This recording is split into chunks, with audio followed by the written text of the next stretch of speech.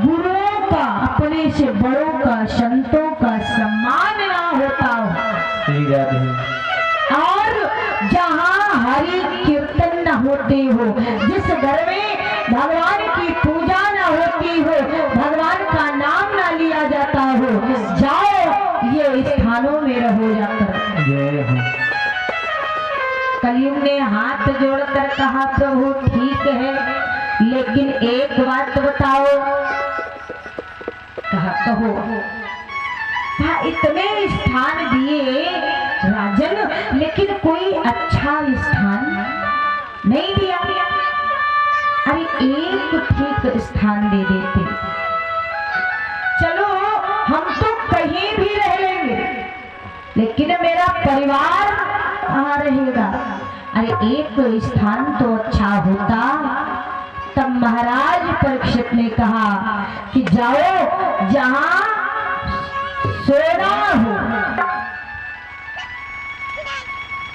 अब तो कलयुग मुस्कुराने लगा। कहा ठीक है राजन, और मुस्कुरा करके महाराज परीक्षित के मुकुट पे ही बैठ गया। अब महाराज परीक्षित की बुद्धि बदल गई। इस सर पर कलयुग बैठा है। महाराज परीक्षित आगे को बढ़ गए। अब इतना अहंकार आ गया कलयुग के कारण कि चलते चलते बड़ी प्यास लगी तो एक लोमर्ष ऋषि का आश्रम मिला। बाहर से पुकार रहे, अरे कोई है जिस राज्य के राजा को एक लोटा जल पिला सके। अब कोई हो तो बोले, अब कोई है नहीं।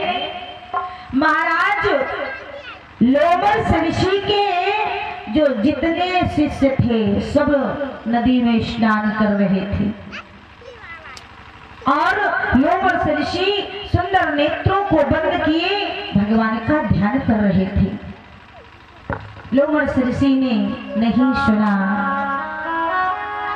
तो राजा परीक्षित को बड़ा क्रोध आया। बताओ इतने बड़े राज्य का राजा कोई मेरा सम्मान नहीं करता है।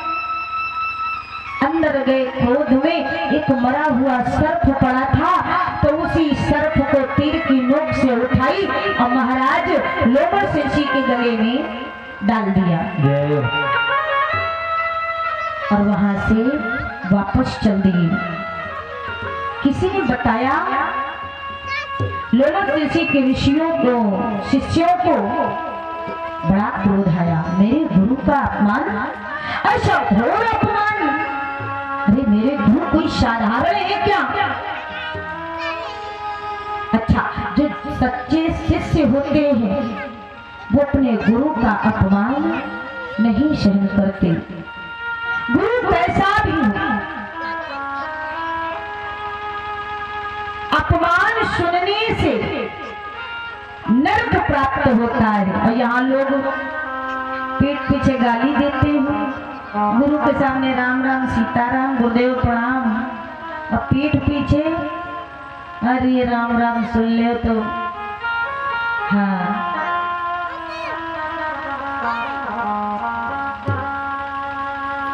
तो शिष्यों ने श्राप दे दिया। अब समझना, महाराज परीक्षित जैसे धर्मज्ञ राजा जो कि कलयुग के कारण थोड़ी देर के लिए विकार आया, महाराज परीक्षित को शिष्यों ने श्राप दे दिया। अब गुरु देते तब क्या होता है? संगी ऋषि ने उसी नदी का जल उठाया और कहा जिस दुष्ट ने ऐसी दुष्टता की है, मेरे गुरु का अपमान किया है, आज के 7वें रोज वही तक्षक उसे जीवित होकर समाप्त कर दे। एक प्रमाण मिलता है कि 8 दिन का श्राप है। हाँ, राधे श्याम में 8 दिन के लिए लिखा है, आज के 8वें रोज। अब भैया किसकी माने, हम भी पढ़ी मानेंगे और पढ़ी सुनाएंगे। अब मानना और समझना आपकी इच्छा है और आपकी समझ है। अब देखिए यहाँ पर महाराज को अब श्राप हुआ। अब यहाँ आज के 7वें रोज, अब कथा कई दिन होती है भैया? कथा कई दिन होती है? 7 दिन कहाँ होंगे? श्राप तो आज दूसरे दिन हुआ, तो कई दिन बचे हैं? तो कहाँ मोक्ष मिल जाए भैया, कहाँ विमान आ जाए? बहुत अच्छी बात है, सही पूछो तो परीक्षित प्रथम दिन होना चाहिए, श्राप नहीं होना चाहिए, तब 7 दिन कथा सुन पाएंगे। नहीं, हम जो बता रहे हैं विचार करना, इसमें भी विद्वानों की बहुत बड़ी चाल है, समझ रहे हो?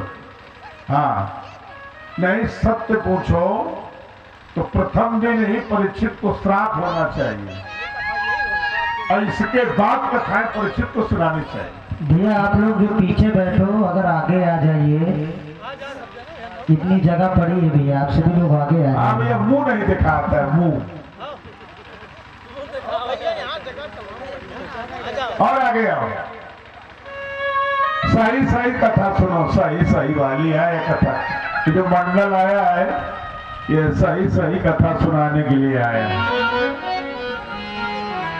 भाई श्राप हुआ 7 दिन का, तो 7 दिन कथा होनी चाहिए, लेकिन अब कथा परीक्षित सुनेंगे तो वो तो निकल गए ना, तो धंधकारी है ना? कथा धुंधकारी को सुनाने के लिए, समझ रहे हो? हम ओरिजिनल बात बता रहे हैं, इसीलिए झंडा लगाया जाता कथा में, तुमको थोड़ी तारा जाएगा, धुंधकारी को तारा जाएगा। इसमें विद्वानों की चाल है, मैं किसी को मतलब ये नहीं कह रहा हूं, पर हमने जो पढ़ा मैं वो बता रहा हूं। भाई कथा सुनोगे सत्यनारायण भगवान की तो 5 अध्याय सुनोगे, 4 5 पूरी सुनोगे। परीक्षित श्राप 7 दिन का है, तो आपको तुम 6 दिन सुनाएंगे ना। अब कथा शुरू हुई है, कहीं कहीं दूसरे दिन जन्म हो जाता है, तीसरे दिन होता है, पर जहां ओरिजिनल बात है परीक्षित श्राप प्रथम दिन होना चाहिए और श्राप करके फिर उनको कथा सुनानी चाहिए। मैं शाश्वत बात बता रहा हूं। हाँ आइए विचार सुनिए, बहन जी से सीखा रहा। जय बोलिए गोविंद भगवान की जय।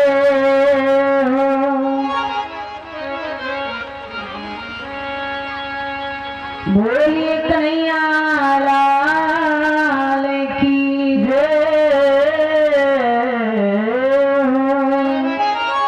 तो इस प्रकार महाराज परीक्षित को श्राप हुआ। अच्छा, क्या महाराज परीक्षित को ही श्राप हुआ? क्यों भैया, क्या महाराज परीक्षित को ही एक बार श्राप हो गया बस खत्म का?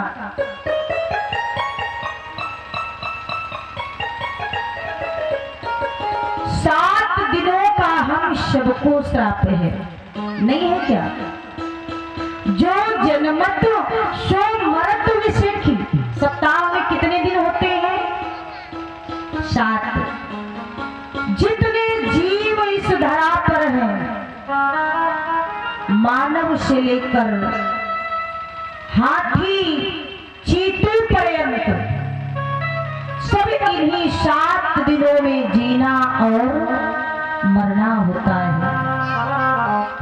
श्रीमद् भागवत हमें मरना सिखाती है कि मरना कैसे चाहिए, नहीं सिखाती क्या?